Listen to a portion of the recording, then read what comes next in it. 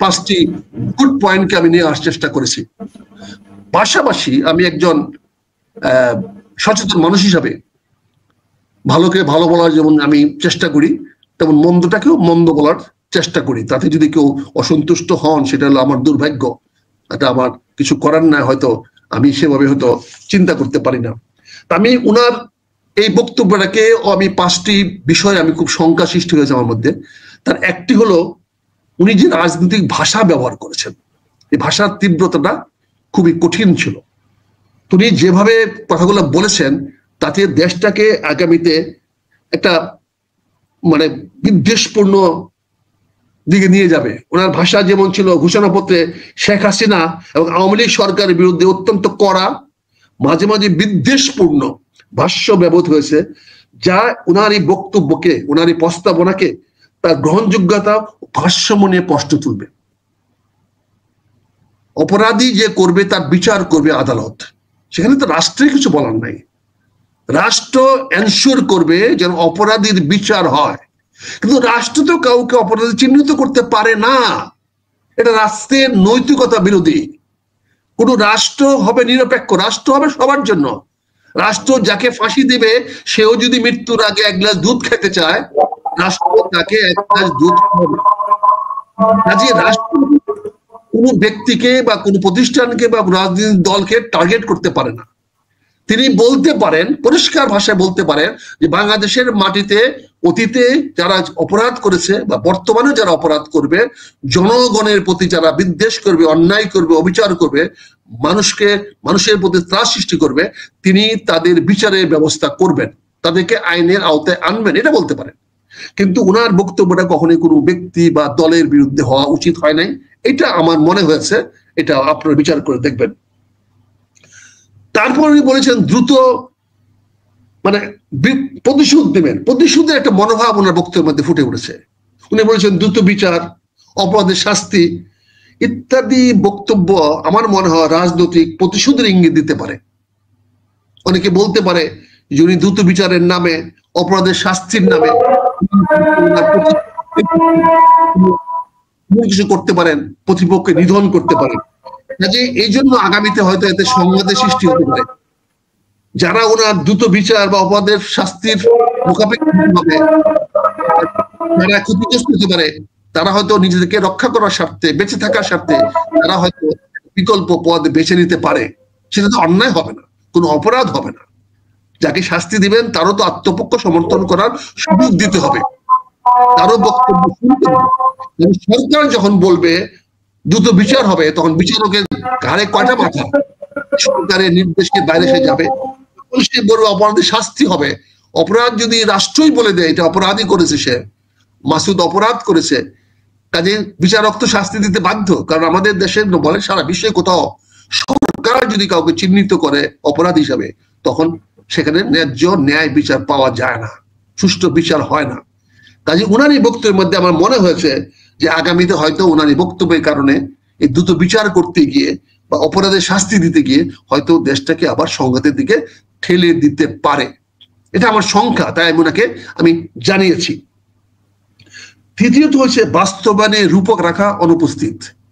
উনি যে এত সুন্দর সুন্দর কথাগুলো বলেছেন, অর্থাৎ ঘোষিত পরিবর্তনগুলি কিভাবে ঘটবে, তার দায়িত্ব এবং এটা বাস্তবায়ন করার দায়িত্ব কে নিবে, এই প্রশ্নগুলোর কোনো সুস্পষ্ট জবাব আমরা পাই নাই, দেখতে পাই নাই, সেখানে নাই।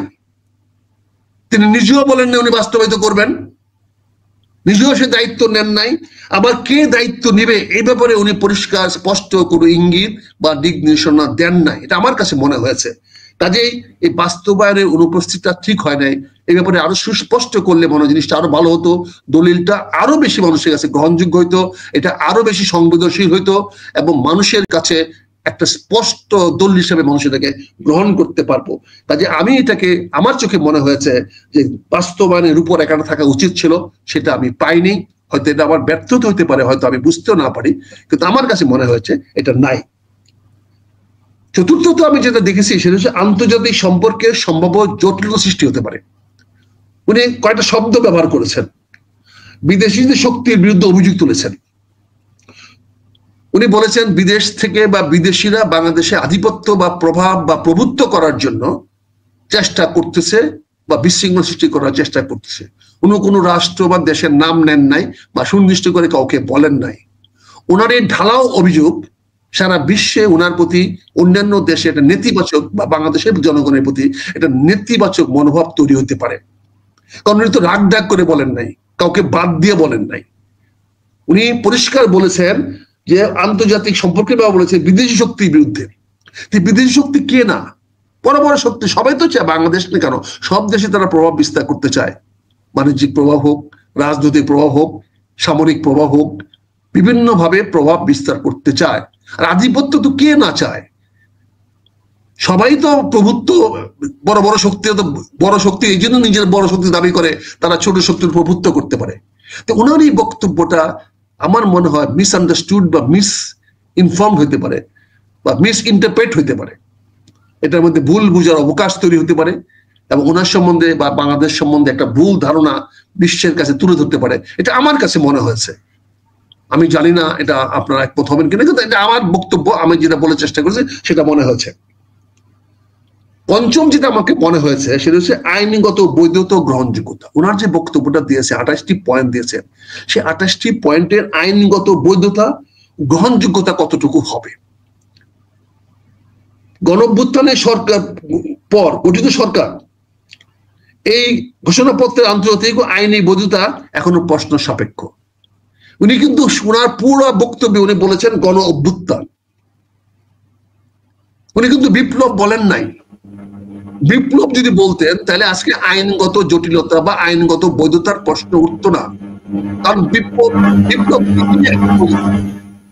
বিপ্লব নিজে একটা আইন, বিপ্লব নিজে একটা সংবিধান, বিপ্লব নিজেই নিজেকে প্রতিষ্ঠিত করতে পারে। বিপ্লব কোনো আইনের দ্বারা নির্ধারিত হয় না, আইনের কাছে বিপ্লব কখনো বাধ্য নয়। কাজে বিপ্লবের কোনো আইনগত ভিত্তি নাই। কিন্তু সে বিপ্লবটাকে জানি না কেন, কি উদ্দেশ্যে কেন বলেছেন গণ অভ্যুত্থান। আমি ওনার এই গণ অভ্যুত্থান শব্দটার সঙ্গে বিনয়ের সঙ্গে, অত্যন্ত বিনয়ের সঙ্গে দ্বিমত পোষণ করছি।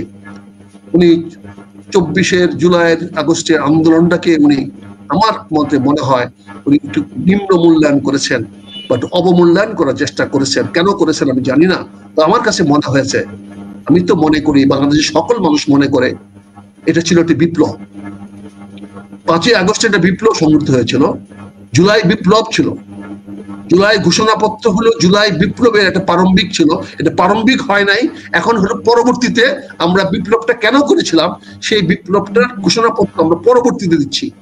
যদিও জুলাই বিপ্লবটা উচিত ছিল জুলাই মাসের বিপ্লব শুরু করার আগেই এই ঘোষণাপত্র দিয়ে বিপ্লবটা শুরু করার জন্য, কিন্তু যে কোনো কারণে হোক আমরা ওই সময় জুলাই বিপ্লবের কোনো ঘোষণাপত্র দিতে পারি নাই। কিন্তু বিপ্লব সংঘটিত হয়েছে, এটা কেউ যদি কোনোভাবে অস্বীকার করতে চায়, আমি সরি ভাই, আমি তার সঙ্গে একমত হতে পারবো না। তাতে যদি আমার অপরাধ হয়, আমার জেল জুলুম হয়, আমার শিরোচ্ছেদ হয়, আমি বলবো।